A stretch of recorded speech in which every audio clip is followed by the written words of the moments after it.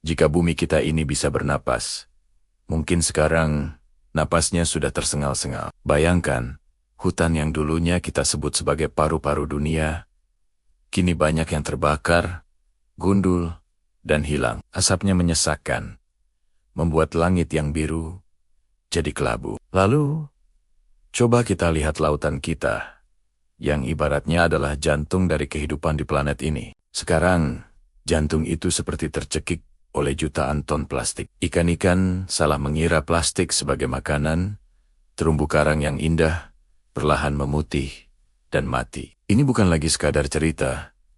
Ini kenyataan pahit yang terjadi di depan mata kita. Udara yang kita hirup setiap hari, yang seharusnya menjadi darah bagi kehidupan kita, kini semakin keruh, dipenuhi asap pabrik, knalpot kendaraan, dan debu yang tak terlihat. Kita mungkin tidak langsung merasakannya, tapi perlahan-lahan dampaknya menggerogoti kesehatan kita dan juga kesehatan bumi. Setiap tahun, para ilmuwan mengingatkan kita bahwa suhu bumi naik sedikit demi sedikit. Mungkin terdengar sepele, 1 atau 2 derajat saja. Tapi, kenaikan kecil ini punya efek domino yang luar biasa. Akibatnya, es di kutub utara dan selatan mencair dengan kecepatan yang mengkhawatirkan. Airnya mengalir ke laut, membuat permukaan air laut naik. Kota-kota pesisir di seluruh dunia, termasuk di Indonesia, terancam tenggelam. Iklim pun menjadi tak menentu. Musim kemarau jadi lebih panjang dan kering. Sementara, musim hujan datang dengan badai dan banjir bandang yang ekstrem. Kita lihat sendiri beritanya kan? Kekeringan di satu tempat, banjir di tempat lain. Ini bukan kebetulan. Ini adalah sinyal darurat dari bumi. Semua makhluk hidup, dari serangga terkecil hingga paus terbesar, sedang berjuang mati mission untuk beradaptasi dengan perubahan ini. Hewan-hewan kehilangan habitatnya. Sumber makanannya menipis.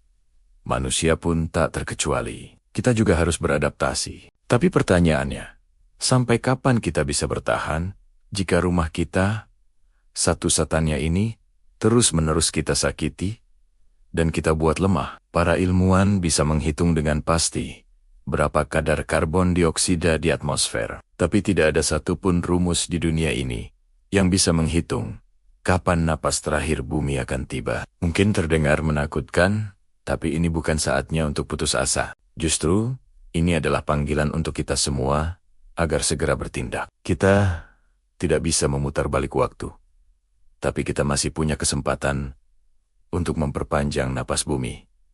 Caranya bagaimana? Sebenarnya sederhana, dan bisa kita mulai dari diri sendiri. Coba tanam 1 pohon di halaman rumah, atau ikut kegiatan penanaman pohon. Pohon adalah pahlawan tanpa tanda jasa yang menyerap karbon dan memberi kita oksigen. Lalu, mari kita perangi sampah plastik. Bawa tas belanja sendiri, gunakan botol minum isi ulang, dan pilah sampah di rumah. Hal-hal kecil ini, jika dilakukan bersama-sama, akan menjadi gelombang perubahan yang besar. Hargai energi. Matikan lampu, dan cabut alat elektronik saat tidak digunakan. Pilih transportasi umum, bersepeda, atau jalan kaki. Jika memungkinkan, mari kita coba hidup sedikit lebih sederhana. Mengurangi konsumsi yang tidak perlu. Bumi kita ini tidak pernah meminta hal yang muluk-muluk. Ia tidak meminta gedung pencakar langit atau mobil mewah. Ia hanya ingin diberi kesempatan untuk bernapas lega. Kesempatan untuk menyembuhkan luka-lukanya sendiri. Kesembuhan bumi ada di tangan kita. Mari kita jaga bersama-sama. Terima kasih sudah menonton. Jangan lupa bagikan pesan ini ke teman-teman kalian ya. Sampai jumpa di video selanjutnya.